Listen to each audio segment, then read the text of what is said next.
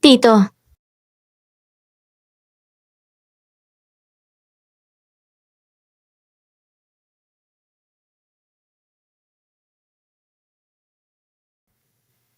Bakit ka ba naglalakad ng nakayapak lang?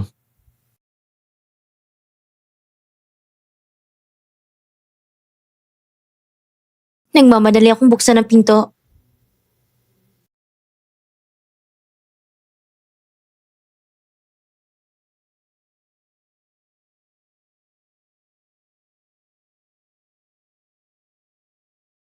Galit ka ba sa akin? Wala naman talagang nangyari sa pagitan namin ni Jiangchu. Wala rin akong girlfriend.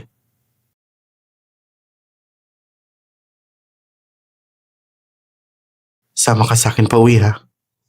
Hindi pwede. Tungkol naman kay mama, tatawagan ko siya at ipapaliwanag sa kanya. Hindi niya ako makokontrol at hindi ka rin niya makokontrol. Ang nangyari kagabi, hindi ko pwedeng ipalagay na hindi nangyari. Kung kaya kong gawin, pananagutan kita.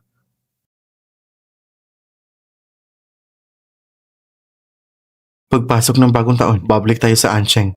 Ipapaliwanag ko sa pamilya mo at sa pamilya ko. Hindi pwede. Bakit naman hindi pwede? Ano bang iniintindi mo? Sinabi ko nang hindi kita gusto. Hindi mo ako gusto? Ngunit ang katawan mo kagabi, hindi ganun ang sinasabi. Ihanda mo ng gamit mo. Sasama ka sa akin pa uwi. Alam mo naman siguro, marami akong paraan para mapasunod ka. O baka gusto mo lang na maglaro tayo ng larong pagmamahala ng boss na pinipilit. Pwede rin ako makisama. Hindi. Huwag mo nang sabihin. Ihanda mo ng mga gamit mo. Mm. Tulungan na kita sa mga damit mo.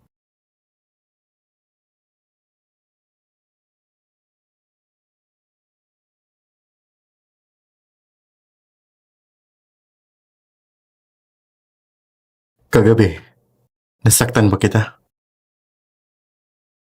Kagabi, nasaktan ba kita? Ako. Akit muna ako sa taas para magpahinga. Sasamahan ba kita? Hindi pwede. Nagawa ko na nga. Ngayon, natatakot ka pa bang matulog tayo magkasama? Huwag kang mag-alala. Nasaktan kita. Wala akong gagawin na masama sa'yo. Ma, mag-isa si Kintang sa labas. Hindi ligtas. Papauwiin ko na siya dito sa akin. Ang tinutuluyan niya ngayon, hindi naman masama kung para sa'yo. Kung sakaling mahirap sa kanya papuntang trabaho, bibili ako ng sasakyan para sa kanya. Kahit anong presyo ay pwede. Ma, hindi na kailangan makailam ka sa buhay niya. Hinyan, ginagawa ko rin ito para sa reputasyon ninyo.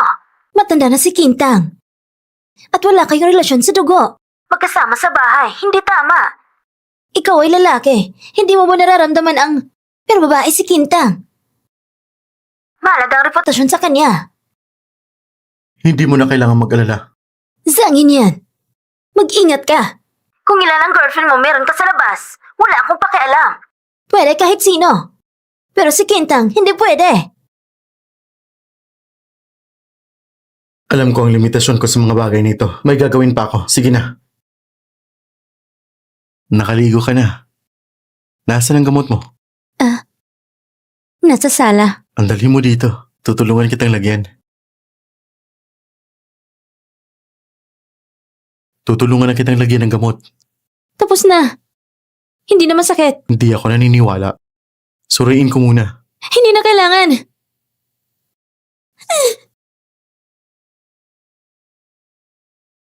Buong katawan mo, Kintang. Nakita ko na naman. Ano magiging kinakatakot mo? Huwag kang ganyan. Kintang. Kahit ano pa man yan, may nangyari na sa ating dalawa. Alam ko. Okay lang ako talaga. Titingin lang ako. Wala nang ibang gagawin. Huwag kang matakot. Zangin yan.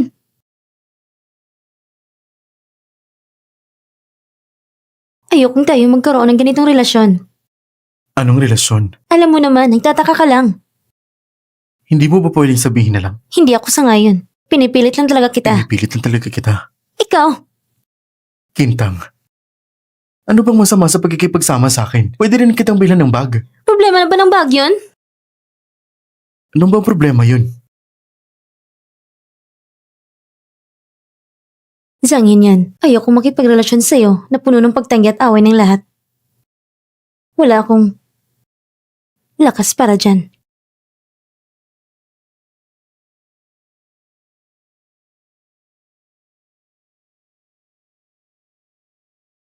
Oh, magsitigil mo ng lahat. Malapit ng bagong taon. Oh, ito. Ito ang schedule ng duty ng ating department sa bagong taon. Tignan nyo. Kung may personal na kailangan, ayusin niyo na maaga ha para hindi magkaroon ng aberya sa huli. Opo, Director.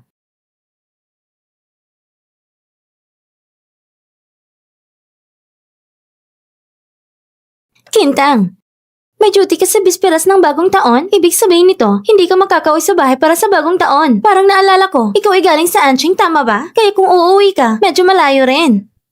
Ngayong taon, mukhang hindi ako makakauwi.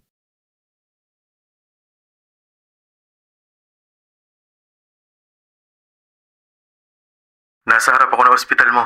Tapos ka na ba sa duty? Malapit na. Lumabas ka na. Naghihintay ako sa pintuan.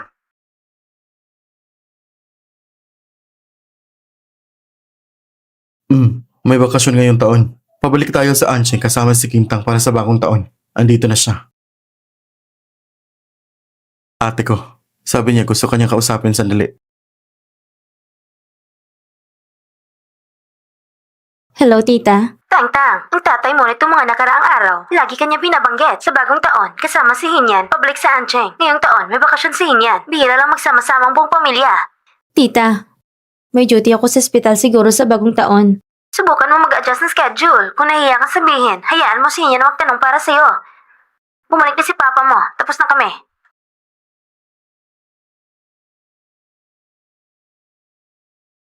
Oh, sakay na. Uwi muna tayo sa bahay para kumain. Hindi kita nakita ng ilang araw. Bakit parang mas payat ka na? Hindi ka ba kumakain ng maayos? Hindi. Siguro, kakatapos lang ng isang linggo at night shift. Pagod sa puyat. Narinig ko na sa panahon ng bagong taon, mag-duty ka pa rin. Kaya, sa bagong taon, siguro. Kintang, ayaw mo ba talagang nakasama ko sa bahay na yun? Kintang, ayaw mo ba talagang kasama ko dun sa bahay na yun? Hindi. Talaga namang may duty ako sa bagong taon. Karaniwan, ang lokal na doktor ang binibigyan ng priority sa duty. Sinasadyang iwasan mo lang na mag-adjust ng shift. Isa kang babae, mag-isa sa North City sa bagong taon. Anong klaseng sitwasyon yun? Kaya uuwi ka rin ba sa Anching? Gusto mo pa akong umuwi?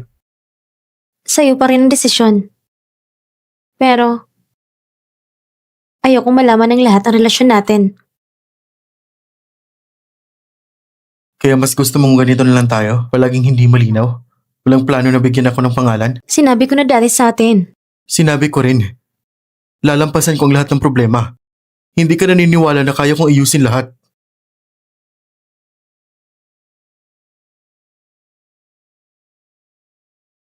May tawag ako. Sagutin mo muna ako. Hindi ako makasagot. Kaya ayaw mo makipagrelasyon sa akin. Alam mo kung anong relasyon natin. Paano magiging maayos? Pero hindi naman tayo magkadugo. Pero ang aking stepmother ate mo. Tuwing holidays, kailangan tawagin kita sa harap ng pamilya na tito. Ano ba to sa atin?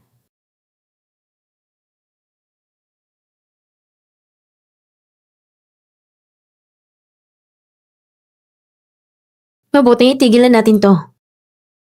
Para sa atin, ito ang pinakamainam.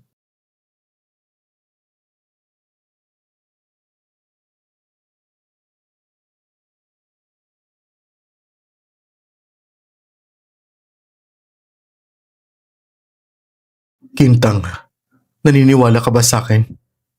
Sinabi ko na sa'yo, kapag nagawa ko, ako ang mananagot.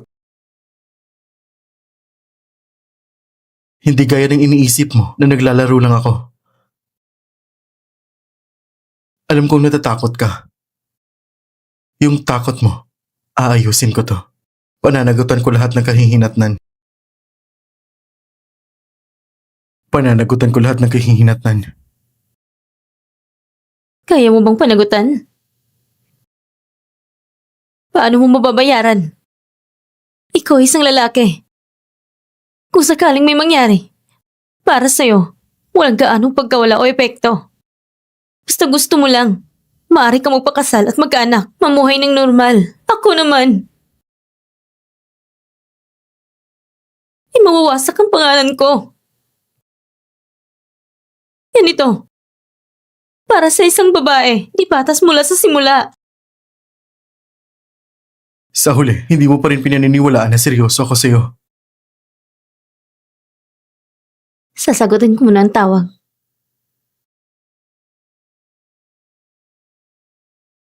Hello pa.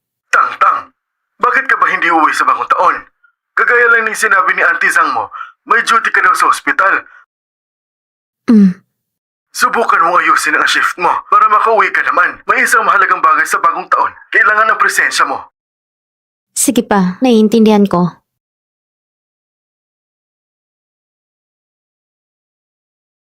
Alam kong natatakot ka. Alam ko rin may pressure ka. Pero gusto ko pa rin hilingin sa'yo. Subukan mong magtiwala sa akin. Bibigyan kita ng panahon para masanay. Pero hindi kita bibitawan.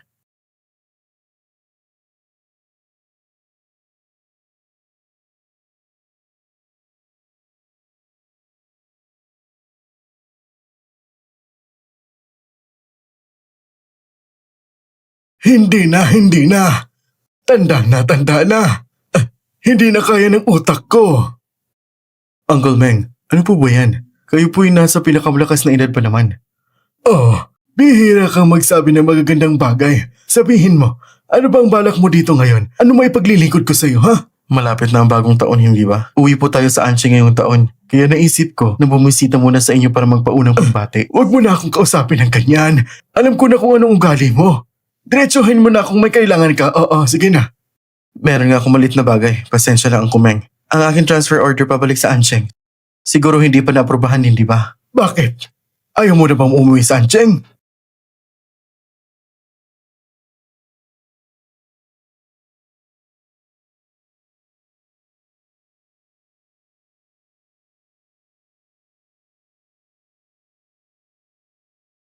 Nakauwi ka na, Tang-Tang! Auntie, paano ang internship sa Beijing? Maayos ba? Hindi ba mahirap ang buhay sa Beijing? Tingnan ang mukha mo, ang payat na. Huwag kang mag-alala, lahat ay maayos naman. Tang-Tang, nakauwi ka na. Si Hinian, hindi ba kayo sabay umuwi? Hindi po, hindi ko alam kung kailan uuwi si Tito. Ah, ganun ba? Iligay mo muna ang gamit mo. Ah, sige. Pagod ka sa biyahe. Gusto mo bang pumasok sa kwarto para magpahinga sandali? Sa mga nakaraang araw, pinayos ko ni Ama ang kwarto mo. Lahat ay malinis na. Salamat po, Auntie. Pero makikipagkita po ko sa kaibigan ko. Kakain po kami. O sige, iilan lang ang iyong bakasyon. Dapat ay makipagkita ka sa mga kaibigan mo sa Ansheng. Kaya pumunta ka na. Kung tatanungin ka ni Papa mo, sasabihin ko sa kanya. Pupunta muna ako sa kwarto para ayusin ang gamit ko. Sige.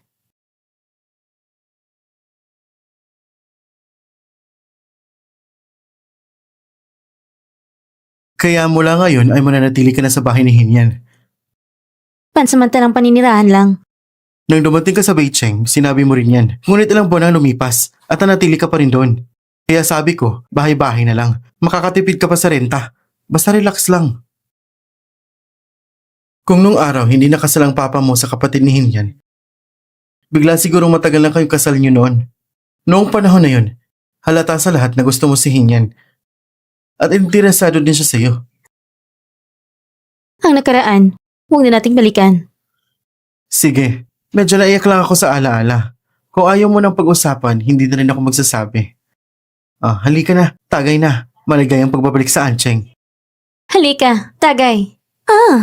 Hindi ba itong nagkakataon ng dalaga ni Ken, si Kentang? Ang galing ng pagkakataon.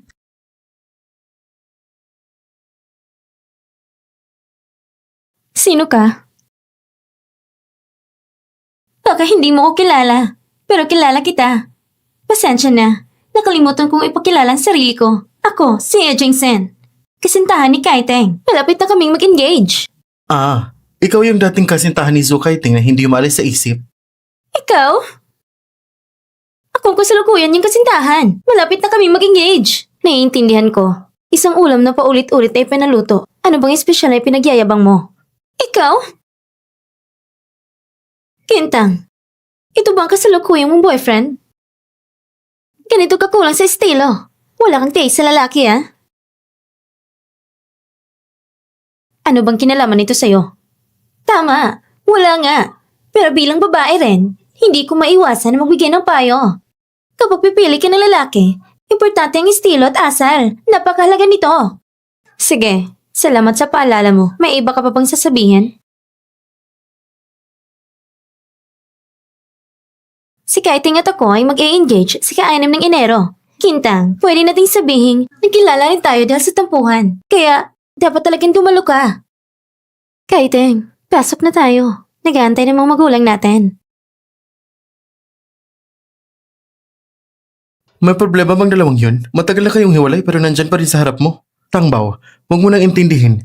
Hindi ko iniintindi. Pagkatapos ng Pasko, babalik na ako sa Beijing para magtrabaho. Hindi ko na sila makikita.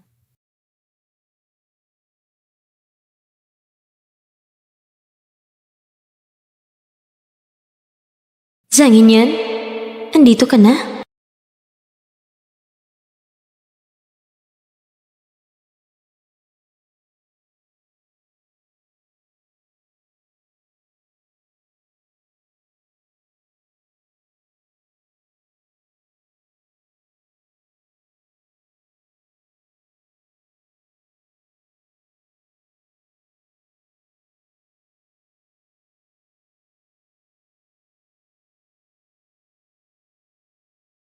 Tama nga, Ama. Si Kinta ngayong hapon ay may lakad sa kaibigan para maghapunan. Medyo huli ng oras. Hindi pa ba siya umuwi? Kakauwi lang niya. Bakit hindi ko siya nakita pumasok? Pumunta siya sa hagdan sa likod. Sige, ang malagay na kauwi siya. Isang batang babae pa naman siya at ganitong oras, natatakot akong baka hindi siya ligtas sa labas.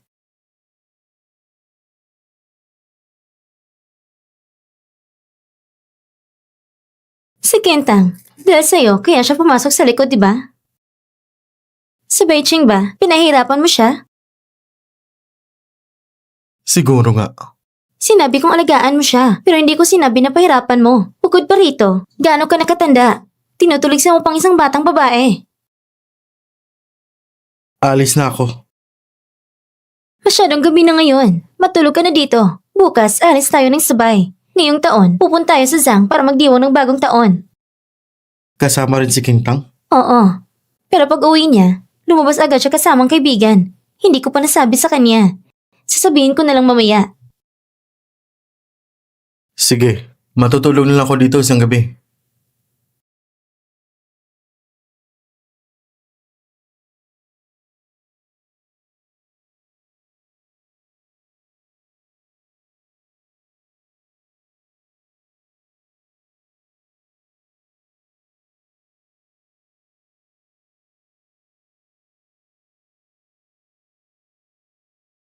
Tito?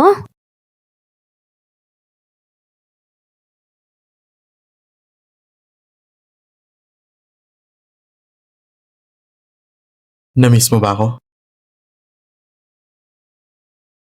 Namiss mo ba ako? Tito.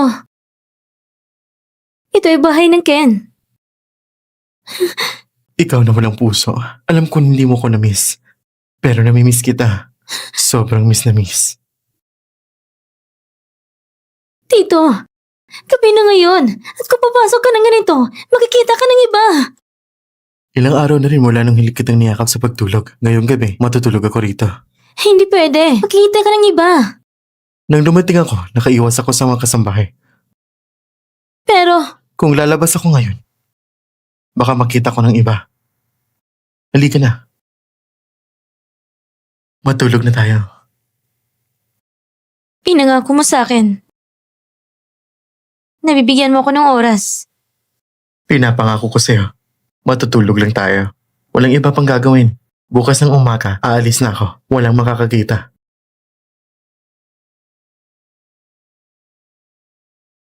Galing ako sa Beicheng. Nagmaneho ako buong araw. Nakakapagod talaga. Talagang gusto lang kitang yakapin para makatulog ako ng mahimbing.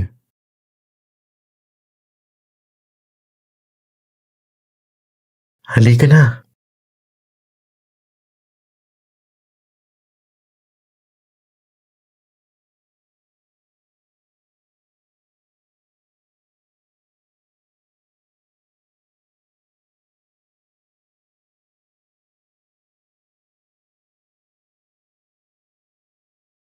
Pinangako mo kanina na walang gagawin. Oo. Kaya ito ay good night kiss lang. Sige na. Matulog na tayo. Matulog na.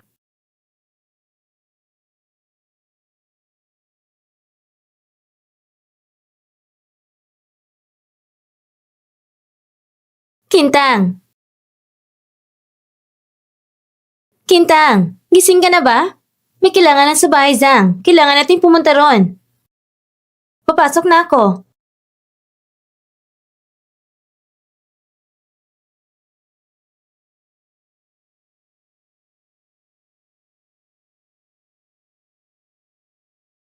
Papasok na ako. Tita, gising na ako. Nagsusuot pa ako ng damit. Huwag mo nang buksan ang pinto. Mabutit gising ka na. Nakita mo ba si Hinian? Kaninang umaga wala rin siya sa kwarto. Tita, hindi ko alam. Sige, hanapin ko na lang ulit.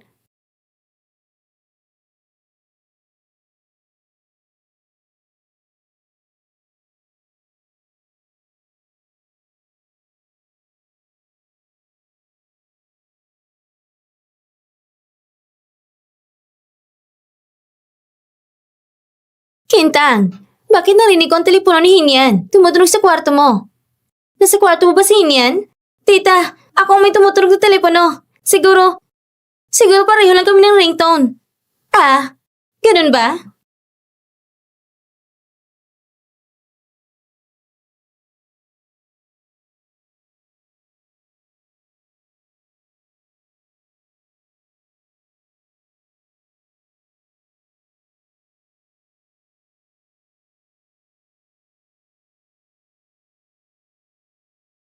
Lumabas ka na. Huwag mong pakita sa iba.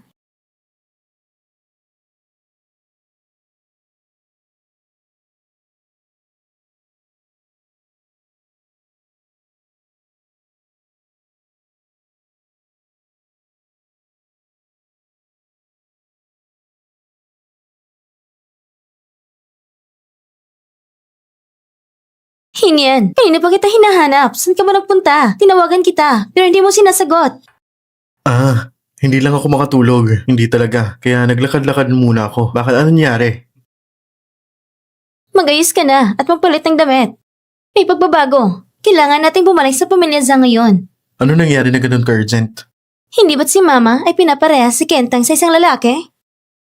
Akala namin ilang araw pa magkikita nilang isa't isa. Pero may nangyari sa pamilya ng lalaki. Kailangan nilang pumunta sa ibang lugar. Kaya dapat silang magkita ngayon. Anong sabi mo? May paparehang lalaki si Kintang? Anong sabi mo? May paparehang lalaki si Kintang? Ang nangyari, 23 years old na si Kintang, di ba? Normal lang ang pagpapareha. Bukod pa rito, kung hindi pa siya nakipaghiwalay sa batang ginoo ng pamilya Zhu, dapat ay handa na rin siya sa kasal ngayong taon. Tama nga.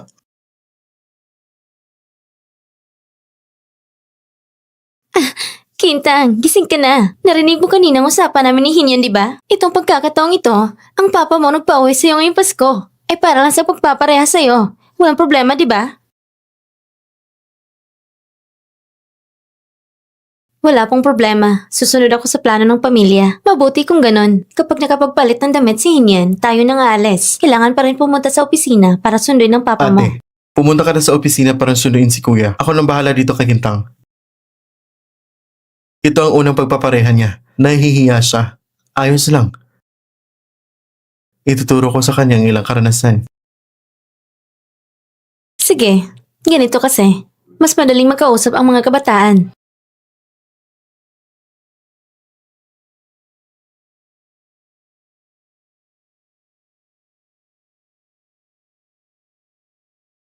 Pag nakita mo ng lalaking papareha sa'yo, Kahit sino pa yan, maghanap ka ng dahilan para tanggihan. Hindi ba't masama yun? Walang masama. Gusto mo ba talaga magpakasal sa isang taong hindi mo naman kilala?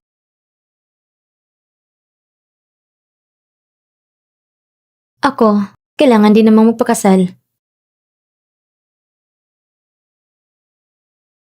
Kintang, ang magiging asawa mo lang ay ako.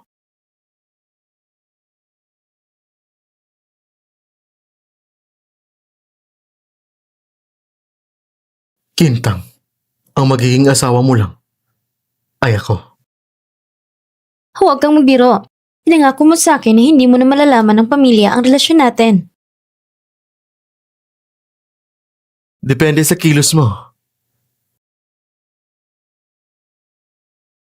Umupo ka na ng maayos. Tayo na.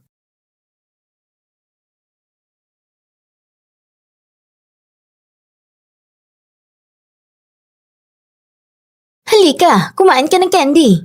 Salamat po, Lola Zhang. Kintang, andito ka na.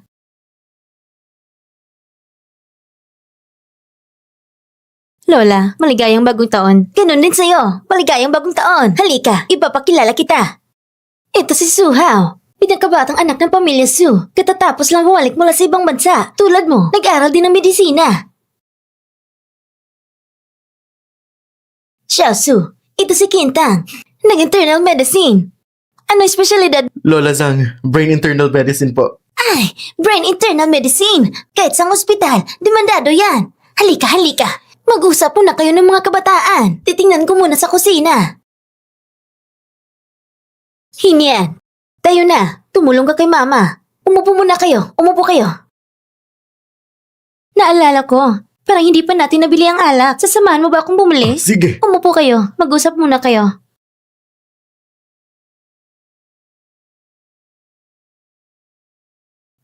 Umupo ka.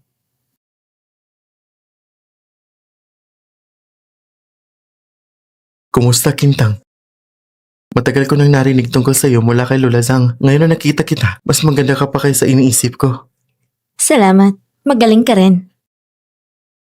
Nakakahiya kung titigil lang tayo dito. Gusto mo bang lumabas tayo at maglakad-lakad? Bibilhin kita ng kape. Hindi na. Hindi ko gusto. Sige na, kahit na tayo mga kabataan, ayaw talaga sa pagkikipagkita para sa kasal. Pero ngayon, may misyon din akong dala. Kahit manalo o matalo tayo, kailangan natin dumaan sa proseso. Tama nga. Sige, tayo na.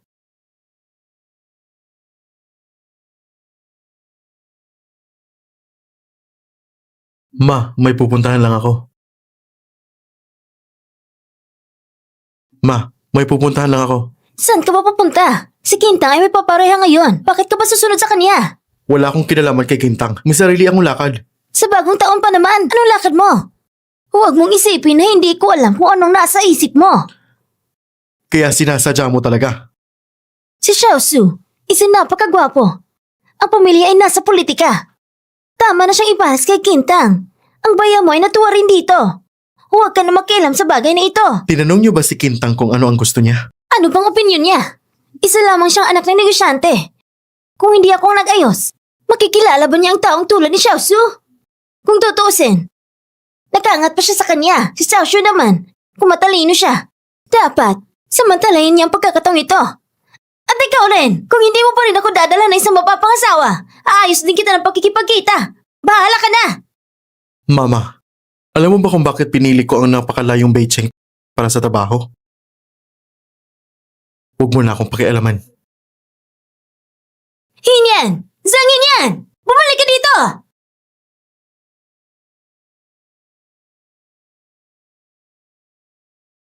Masyadong malamig sa labas. Uminom ka ng mainit. Salamat. Narinig ko mula kay Lola Zhang. Nagtatrabaho ka ngayon sa North City Hospital. Internship pa lang. Narinig ko na sa mga ospital sa bansa, ang dami ng pressure. Laging busy araw-araw. Siguradong hindi kasing relax ng ibang bansa, pero may benepisyo rin. Maraming tao sa bansa, mas madali kang makakakuha ng karanasan. Mas marami kang maililigtas na pasyente. Isa kang mabuting doktor. Ikaw rin. Ang hirap ng neurology. Natutunan mo pa rin.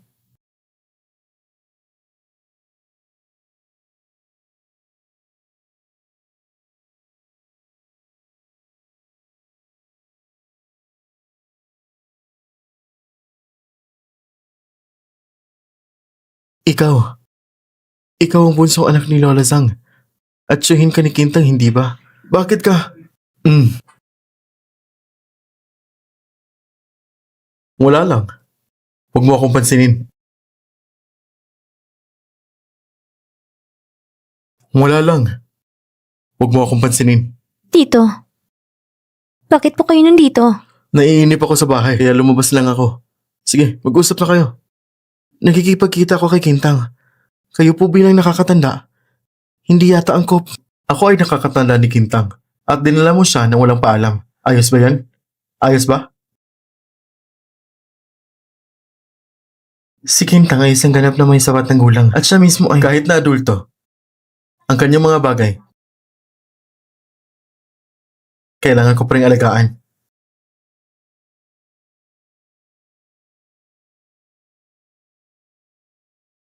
Tito,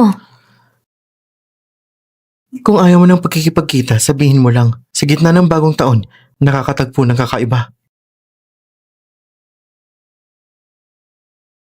Zangin yan. Bakit hindi mo na ako tinatawag na tito? Ano bang ginagawa mo?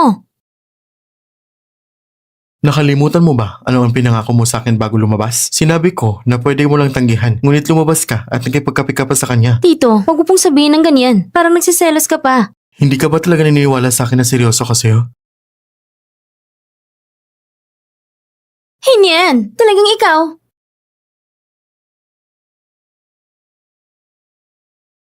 Hinyan! Talagang ikaw! Siya nga yan. Kuya Hinyan! Ang papa ko gusto niyang pakasalan ng ate mo! Huwag kang magalit ha? Hindi na talaga kita gagalitin muli.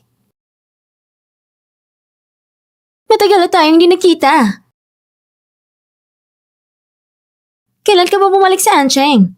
Akala ko, hindi ka na babalik ngayong taon. Kakabalik ko lang. Kailan ka aalis? Babalik ka ba sa Beijing?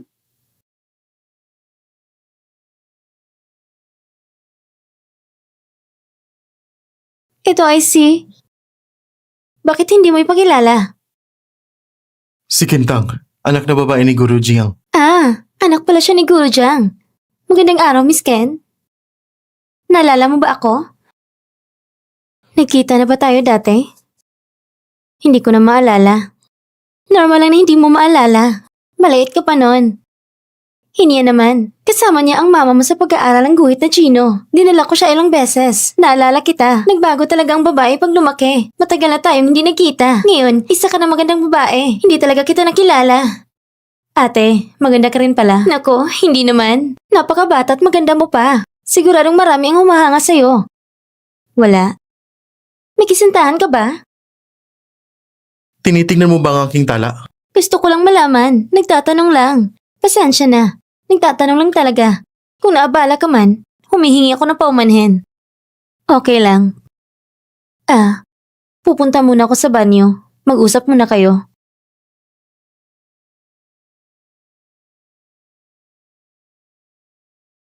Hinyan, Anong kailangan mo?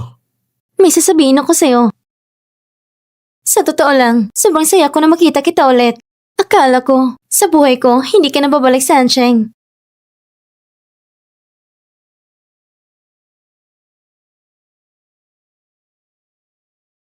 Ang unang pag-ibig, talagang iba pa rin.